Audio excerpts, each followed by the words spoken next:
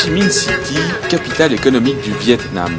Autrefois connue sous le nom de Saigon, le Paris de l'Extrême-Orient est aujourd'hui la plus grande ville du pays. Une mégapole qui n'en finit plus de grandir. On compte officiellement un peu plus de 7 millions d'habitants, mais elle accueille chaque jour de nouveaux arrivants. Parmi eux des businessmen venus du monde entier, mais aussi des provinciaux attirés par l'argent. Tous ne trouvent pas un travail immédiatement. Nombreux sont ceux qui vivent de petits expédients ou de petits métiers. Symbole de cet exode rural et de cette jeunesse en mal d'avenir, les cireurs de chaussures. Les Shoeshine Boys, comme on les appelle ici. Celui-là est adolescent, d'autres ont moins de 10 ans. Ils ont quitté les bancs de l'école pour un morceau de trottoir et une petite boîte. Pour 20 000 dong, soit $1, ils cirent les chaussures impeccables des jeunes traders vietnamiens. Cela suffit pour manger, mais cela ne suffit pas pour se construire un futur.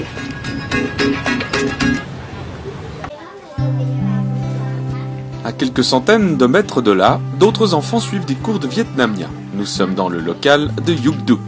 Fondée en 1997, l'association a pour but d'offrir de nouvelles perspectives à ceux qui ont quitté l'école beaucoup trop tôt. Ces cours de rattrapage scolaire ont lieu quotidiennement pendant une demi-journée. Les enfants de la rue peuvent ainsi reprendre le chemin des études sans interrompre leur activité lucrative. Les familles ont besoin de l'argent qu'ils gagnent, il faut donc trouver un moyen de concilier la nécessité du présent et l'amélioration du futur. Quand les enfants sont assez forts en vietnamien et en maths pour réintégrer l'école, les éducateurs sociaux qui les accompagnent vont parler avec leurs parents pour les convaincre de les renvoyer aux études. C'est leur seule chance d'obtenir un meilleur travail et un meilleur salaire. Bây giờ nè cháu giấy gì đi con? Dạ cháu nhờ. Bây giờ cháu gì? Bây giờ 2.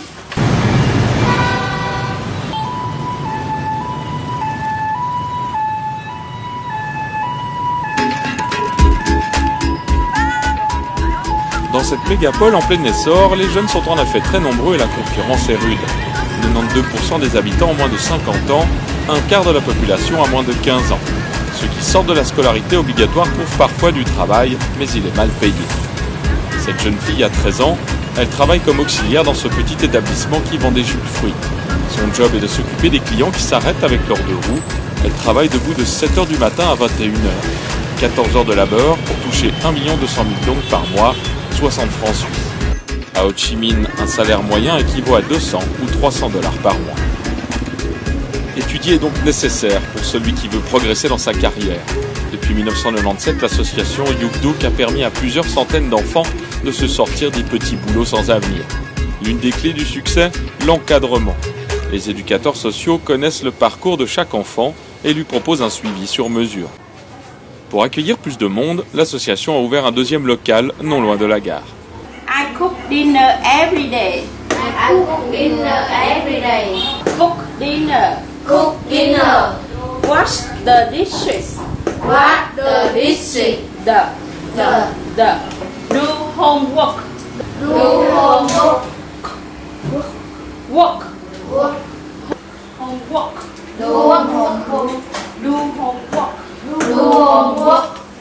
I cook dinner every day. Rồi, các con đọc và sẽ đọc từng cái mẫu câu. Nous voyons ici les élèves qui suivent un cours d'anglais. La pratique de l'anglais est quasiment nécessaire à Ho Chi Minh pour qui veut s'offrir de nouvelles perspectives, ne serait-ce que pour travailler comme serveur dans un restaurant ou dans le tourisme.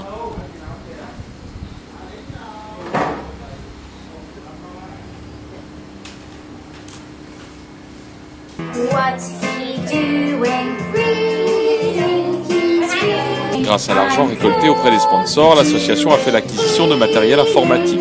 Les élèves ont désormais accès à des logiciels éducatifs qui leur permettent notamment de se former l'oreille à la langue de Shakespeare.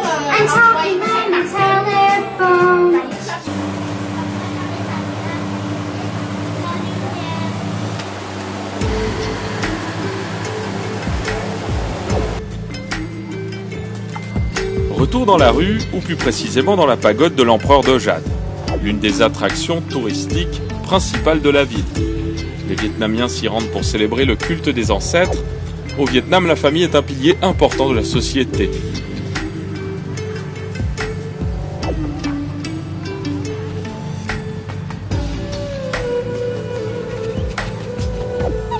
Il n'est donc pas étonnant de trouver ici de très jeunes enfants qui vendent des tickets de loterie.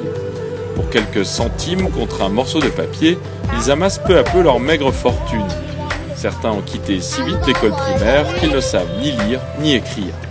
Le gouvernement estime qu'une personne sur 10 est illettrée. C'est un handicap non seulement pour le travail, mais aussi dans la vie de tous les jours. Les lacunes pénalisent toute forme d'apprentissage, mais elles sont aussi importantes en matière d'éducation sexuelle, d'hygiène ou de santé.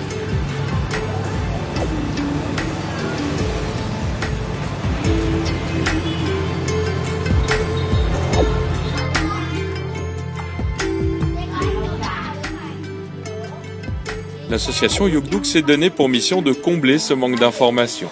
Les enfants de rue sont ainsi régulièrement conviés à des ateliers pour mieux comprendre le monde qui les entoure et se prémunir contre la maladie ou les abus de toutes sortes.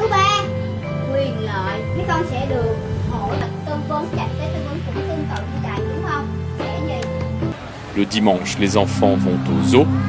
À cette occasion, 2 fillettes sont venues avec leur maman pour montrer ce qu'elles pourraient faire dans le cadre de l'association. Afin de gagner leur vie, elles ramassent les déchets recyclables qui traînent dans la rue. L'éducateur tente de convaincre la mère de permettre à ses filles de ne pas travailler toute la journée afin de suivre le programme de Yukduk.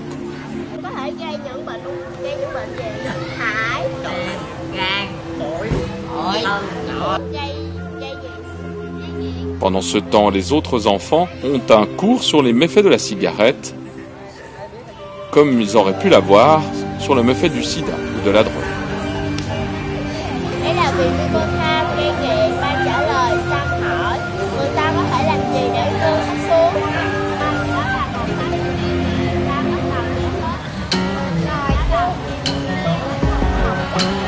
À la fin du cours, la mère accepte le principe. Ses filles se rendront au centre d'accueil dès le lendemain. En attendant, elles repartent toutes les 3 ensemble en cette fin de journée dominicale.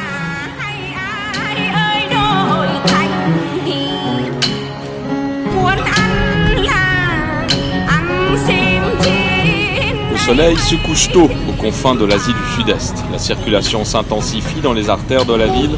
Le flot continu de scooters et de motos coule dans les 2 sens. Nombreux sont en effet les Saïgonais qui cumulent 2 emplois.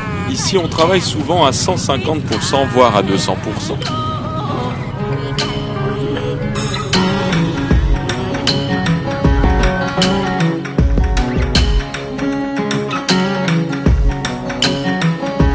Dès 18h, nous retrouvons le local de Yukduk pour un cours de couture. Les filles qui ont travaillé toute la journée viennent pour y suivre une formation. Un apprentissage conduit par une couturière professionnelle.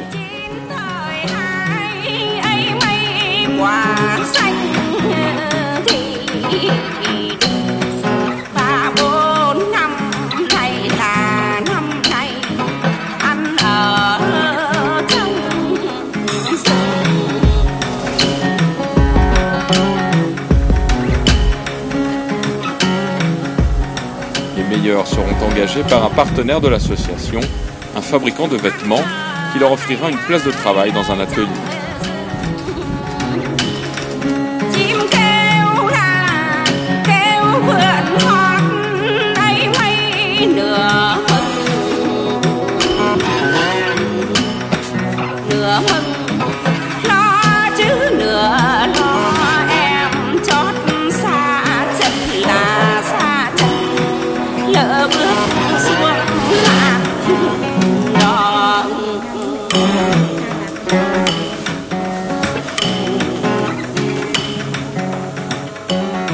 L'association collabore en effet avec plusieurs entreprises.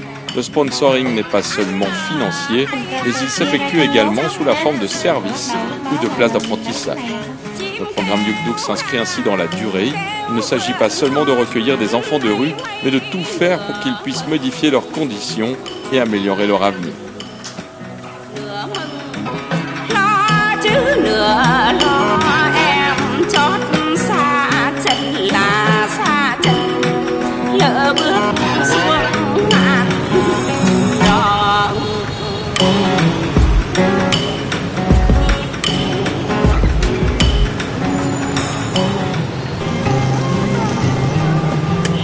Pour montrer le succès de cette démarche, nous sommes allés à la rencontre de Luke dans le restaurant Wang Lai. Luc est arrivé à Ho Chi Minh avec son oncle quand il avait 15 ans. Il vient d'une lointaine province du Nord. Il a parcouru plus de 1000 km à deux sur une moto.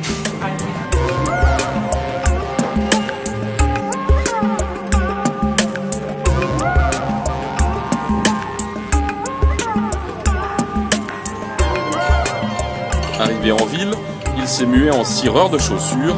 D'aucuns diront qu'il fut même l'un des meilleurs et l'un des mieux rémunérés.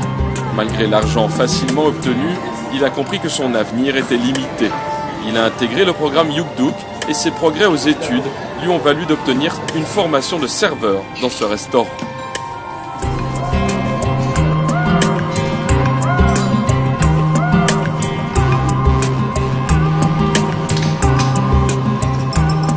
Hai, son jeune camarade de 2 ans, son cadet, suit l'exemple. Il vient d'intégrer le staff.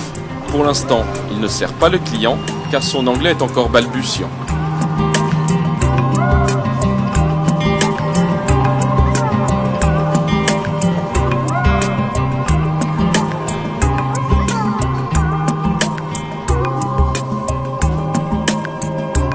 Un jour, ces 2 ex-enfants de la rue pourront se faire engager dans un grand hôtel.